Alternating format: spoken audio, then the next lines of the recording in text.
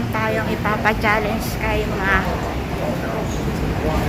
Kakain na kami ng umagahan doon sa McDo. Kaya pa-challenge lang tayo. Pili challenge. Hi ka muna sa vlog. Hello, good morning. So today is Sunday. Ayan, pili challenge. Kakain tayo sa McDo, di ba? Eto, pili challenge. Kung ano yung mapili mo, yun yung kakainin mo for today. Basa. Burger with coffee. Yun yung kainin mo. Ayan.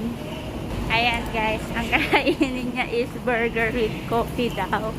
Hindi niya napili ito. Pancake with soft drinks. Ayan.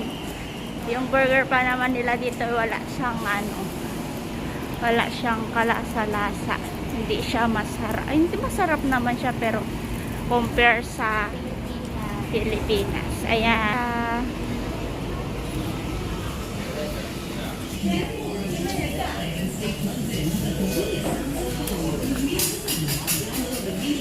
Ito guys, masarap.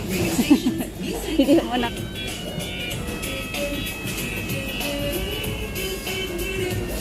Ayan, order ka. Ayan guys, kaka-order na siya. Hintayin lang namin yung burger niya.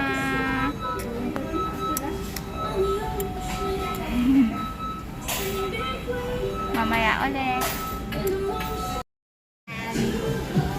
Order ko. Pakita mo yung order mo. Kape. Burger with coffee. Kain. Ayan guys, kain muna kami. Tapos saka kami aalis. Ayan guys, tanongin ulit natin kasi nagugutom na siya. Tanongin natin, i-challenge ulit natin siya kung ano yung kakainin niya ngayon kasi gutom siya eh. Swerte siya kung ang mapili niya yung gusto niya. Ayan siya, nagmamadali siya guys. Kasi gusto niyang kumain na kanin. Di ba nagugutom ka na? Opo.